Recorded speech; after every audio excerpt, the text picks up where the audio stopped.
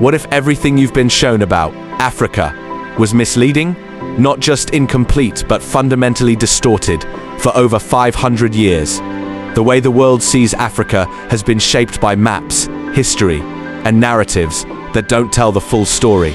And once you see the truth, you can't unsee it. Let's start with something simple. Maps. Most of the world uses the Mercator projection.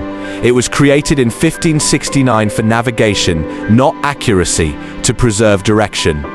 It stretches land near the poles and shrinks land near the equator, and Africa sits right on the equator, which means it appears smaller than it really is.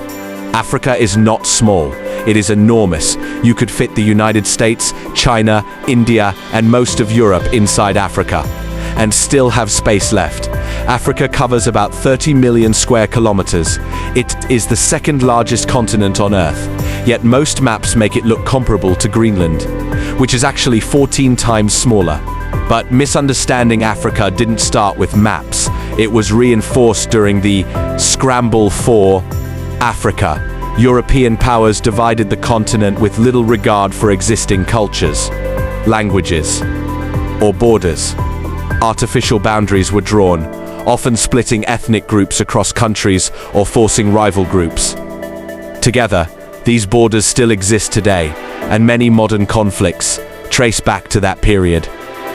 For decades, global media has often portrayed Africa through a narrow lens: poverty, conflict, crisis. But Africa is not a country. It is a continent of 54 nations, with over 1.4 billion people, and thousands of cultures and languages. Reducing it to a single story is one of the biggest reasons it is misunderstood. Africa is not just rich in culture, it is rich in opportunity.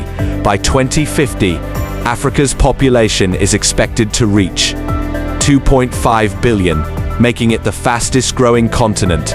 It also has the youngest population in the world, a rapidly growing workforce, a rising middle class, and expanding cities are transforming its economic future. Africa holds a significant share of the world's natural resources, around 30% of global mineral reserves, large portions of the world's gold, diamonds, and cobalt, vast oil and gas reserves. These resources power industries worldwide, from electronics to energy. So how can a continent so rich in resources still face widespread poverty in some regions? This is often called the resource paradox. Wealth generated from resources has not always translated into broad development. Reasons include historical exploitation, unequal global trade systems, governance challenges. But this is not the full picture, because change is already happening. Africa today is not what many people think. Cities like Lagos, Nairobi, and Kigali are becoming hubs of technology, innovation, and entrepreneurship. Mobile banking systems like M-Pesa have revolutionized financial access, even outperforming systems in developed countries. Africa is not defined by a single story. It is not just its past. It is not just its challenges.